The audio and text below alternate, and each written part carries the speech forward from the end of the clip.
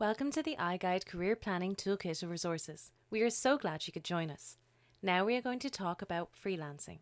You will learn about what freelancing is, what are its benefits and possibilities, and about particular steps how to start your freelancing career.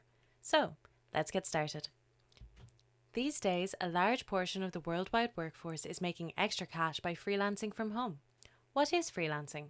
According to Wikipedia, a freelancer or freelance worker is a term commonly used for a person who is self-employed and is not necessarily committed to a particular employer long term. Freelancing is basically a different way to work. Rather than being employed by a company in one specific job, freelancers are self-employed and find work via a variety of sources. Clients hire a freelancer to complete a task, project, or service for them. When you do freelancing, you don't have a boss, you're your own boss. Freelancing can be done online as well as offline.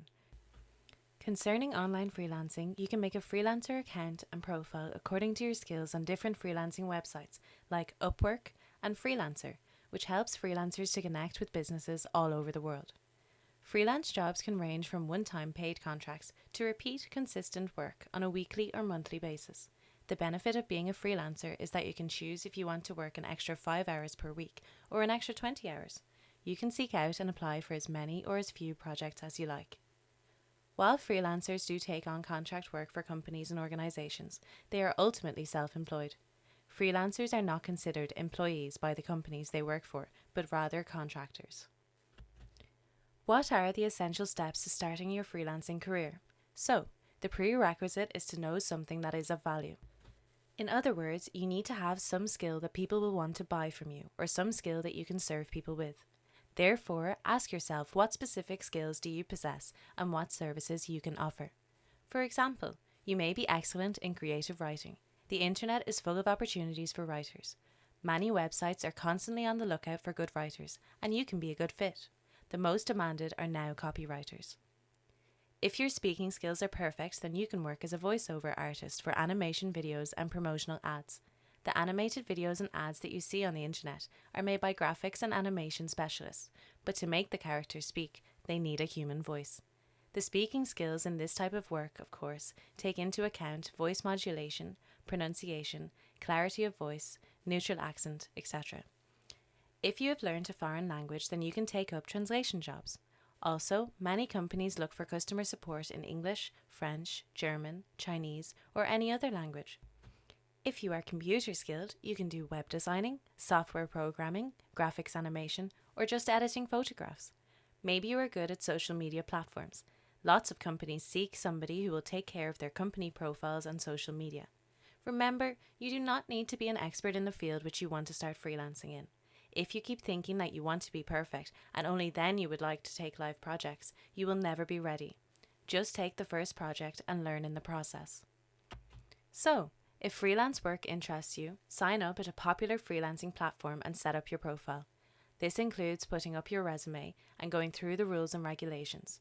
Highlight your plus points in your profile, but be sure to be honest. Keep in mind that a genuine freelancing site will allow you to set up your profile without charging any fee.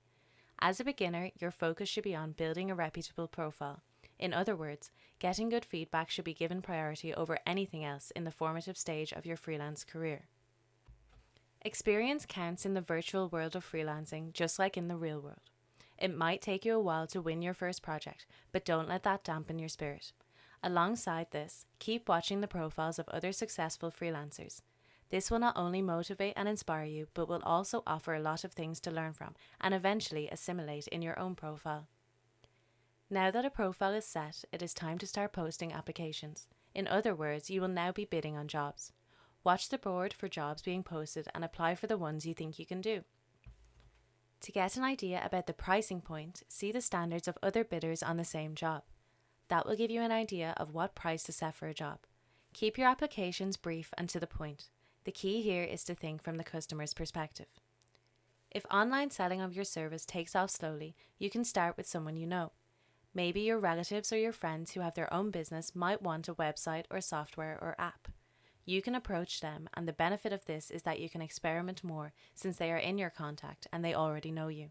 The risk is less even if you mess up your first project or if you delay the timeline. Getting social will help you reach beyond your contacts, and it gives you a platform to showcase your work to the world. Start with a Facebook page or Instagram page or any social media platform which is free. Later you can have your own portfolio website. Also, it makes your work look more professional. Can you be a successful freelancer? Of course you can. Nothing and no one can stop you from that. Just believe in yourself and take advice from this video. Congratulations on completing today's lesson. For more lessons, please log on to the iGuide project website.